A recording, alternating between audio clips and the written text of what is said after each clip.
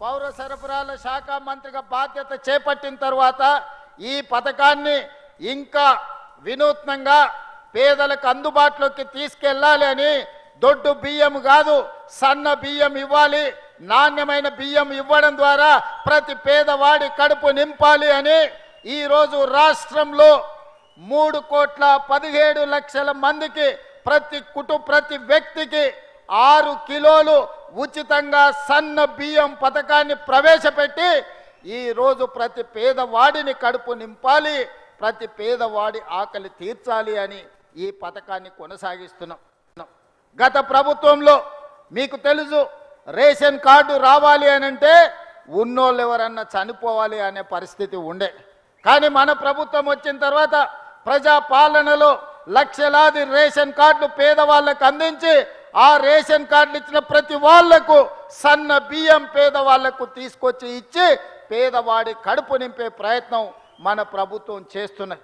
ఈ వేదిక మీద నుంచి పెద్దలు ఉత్తమ్ కుమార్ రెడ్డి గారికి నేను సూచన చేస్తున్నా, ఇంకా ఎవరైనా తెలంగాణ రాష్ట్ర నలుమూలలో రేషన్ కార్డు రాని వాళ్ళు ఎవరున్నా ప్రతి పేదవాడికి రేషన్ కార్డు ఇవ్వండి, రేషన్ కార్డు ఇచ్చిన ప్రతి వాడికి సన్న బియ్యం ఇవ్వండి.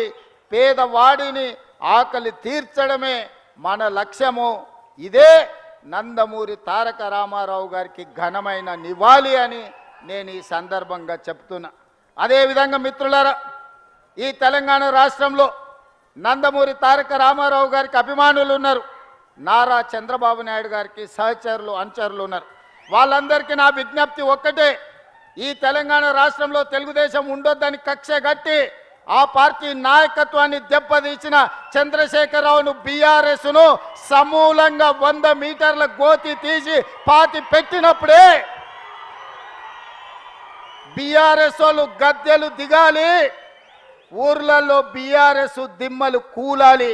అప్పుడే నందమూరి తారక రామారావు గారికి నిజమైన నివాళులు అర్పించిన వాళ్ళం అవుతాము.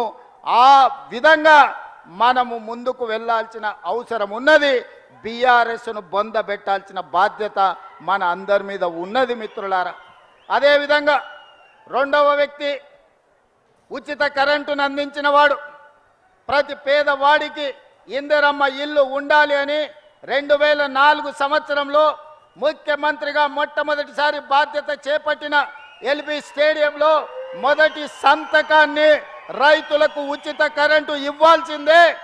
తెలంగాణ రైతాంగాన్ని ఆదుకోవాలి, కాలిపోతున్న మోటార్లు పేలిపోతున్న ట్రాన్స్ఫార్మర్లను అన్నిటిని కూడా సరిదిద్దాలి అని ఉచిత కరెంటు మీద మొట్టమొదటి సంతకం పెట్టి ఆనాడు ఉచిత కరెంటు రైతులకు ఇవ్వడమే కాకుండా దాదాపుగా 1300 కోట్ల రూపాయల రైతుల బకాయిలను రద్దు చేయడమే కాకుండా వేలాది రైతుల మీద ఉన్న క్రిమినల్ కేసులను రద్దు చేసి మొదటి సంతకం పెట్టింది డాక్టర్ వైఎస్ రాజశేఖర్ రెడ్డి.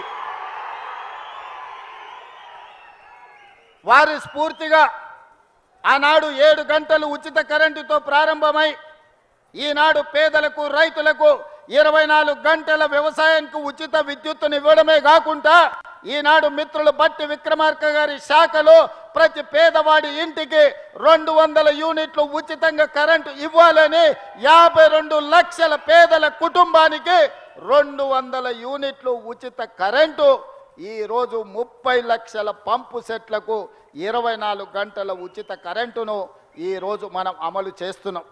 ఆనాడు 2004 నుంచి 2014 వరకు 10 సంవత్సరాలలో ప్రతి పేదవాడికి తండాలలో గూడాలలో మారుమూల పల్లెల్లో ఇందిరమ్మ ఇండ్లు కట్టాలి, పేదవాడి ఆత్మ గౌరవాన్ని నిలబెట్టాలని 25 లక్షల ఇండ్లను ఆనాడు డాక్టర్ వైఎస్ రాజశేఖర్ రెడ్డి గారు యూపీఏ ప్రభుత్వంలో సోనియా గాంధీ గారు పేదలకు ఇండ్లు ఇచ్చారు.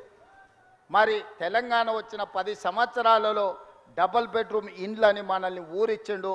మీకెవరికైనా డబుల్ బెడ్రూమ్ ఇల్లు ఇచ్చిండా అని నేను అడుగుతున్నా. ఎవరికైనా వచ్చిందా? ఎవరైనా డబుల్ బెడ్రూమ్ ఇల్లు కట్టుకున్నారా?